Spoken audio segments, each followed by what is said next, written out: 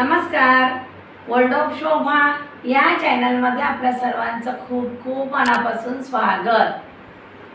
पाहूया world of शोभा चॅनलवर मी आज कोणती रेसिपी अपलोड करते. आज रेसिपी संक्रांत स्पेशल.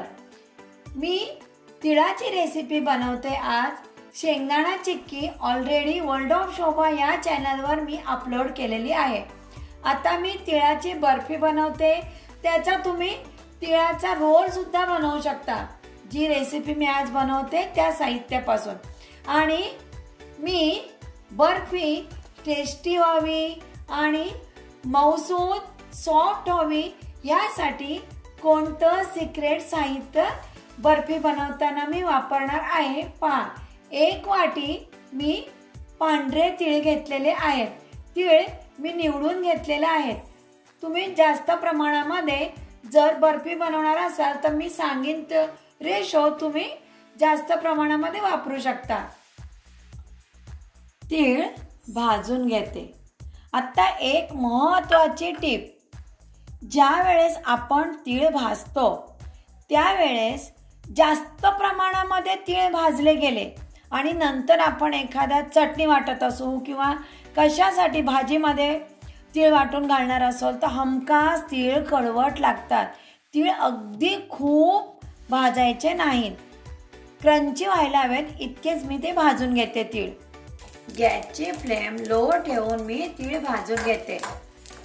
तीळ भाजून झालेले आहेत. तीळ थंड करून घेतलेत. आता मी मिक्सरला फिरवून घेते. आता काय करायचं, ह्याची आपल्याला अगदी फाईन पेस्ट अशी करायची नाही तिळाची. थोडे जाडसर आपल्याला तीळ मिक्सरला फिरवून घ्यायचे आहेत. हे पहा, असं मिक्सरला मी फिरवून घेतलेलं आहे. ही झाली आहे आपल्या तिळाची पावडर. कढईमध्ये तूप 2 चमचे. तूप गरम झालं मी तिळाचं मिश्रण ओतते. तुपावर तिळाचं मिश्रण व्यवस्थित परतून घेते. मी तुपावर मिक्सरला वाटलेले तीळ 3 ते 4 मिनिटं गॅसची फ्लेम लो ठेवून परतून घेतलेले आहेत. मी वापरते ते सिक्रेट मिल्क पावडर. मी इथे 1 वाटी तीळ घेतले तर मी अर्धी वाटी मिल्क पावडर घेतलेली आहे. तुम्ही पाव वाटी सुद्धा घेऊ शकता मिल्क पावडर. ही पहा. आणि मिल्क पावडर घातल्यानंतर ती बर्फी वेगळी लागते. बर्फीची टेस्ट खूप छान लागते. यामध्ये मी मिल्क पावडर घालते. गॅसची फ्लेम लो ठेवलेली आहे. पटकन मिल्क पावडर मी मिक्स करते. नवीन नवीन रेसिपी पाहण्यासाठी वर्ल्ड ऑफ शोभा चॅनलला सबस्क्राईब करा. बेल आयकॉन क्लिक करा. मी रेसिपी अपलोड केल्यानंतर त्याचं नोटिफिकेशन पटकन मिळेल. मिल्क पावडर मी यामध्ये वापरली आहे, त्यामुळे त्याचा आता रंग चेंज झालेला आहे. मिल्क पावडर घातल्यानंतर 1च मिनिट मी त्याला गॅसवर परतून घेतलेलं आहे. जास्त त्याला परतायचं नाही, नाहीतर मिल्क पावडरचा गोळा होतो. मी आता हे मिश्रण थंड करून घेते. साखरेचा पाक बनवते. ज्या वाटीने तीळ घेतले त्याच वाटीने 1 वाटी साखर, अर्धी वाटी पाणी. साखरेचा पाक बनवते. साखरेचा पाक 1 तारी 2 तारी असा करायचा नाहीये. गुलाबजामला आपण पाक बनवतो, गुलाबजाम बनवण्यासाठी त्याच्यापेक्षा थोडा घट्टसर पाक करायचा आहे आपल्याला. साखरेमध्ये वाटलेली वेलची पावडर अर्धा चमचा. हा पहा, इतकाच असा घट्टसर हवाय. गोळीबंद पाक आपल्याला नकोय. आता साखरेचा पाक झालेला आहे. मी गॅसची फ्लेम बंद करते. हे तिळाचं मिश्रण मी मोठ्या कढईमध्ये ओतते. यावर साखरेचा पाक ओतते.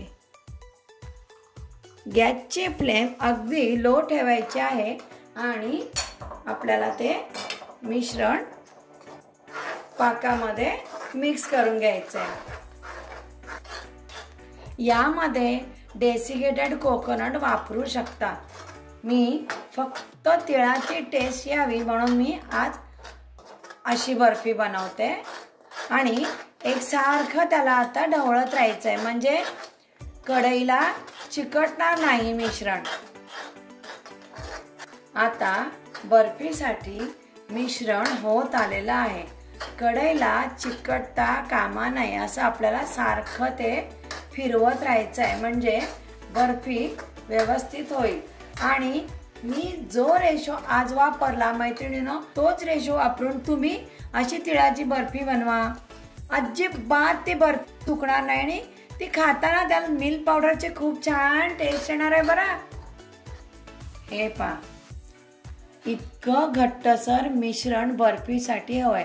आता मी गॅसची फ्लेम बंद करते. मी ताटाला तुपाने ग्रीसिंग करून घेते.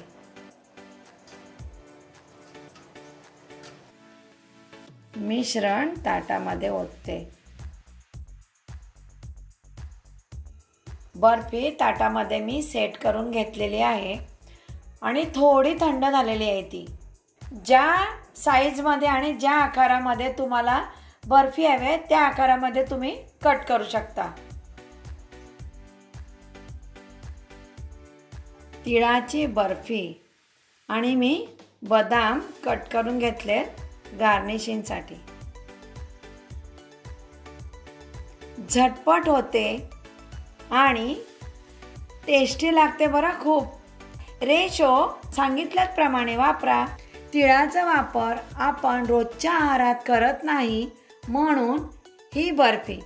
आणखी नवीन रेसिपी मी घेऊनच येणार आहे. नमस्कार.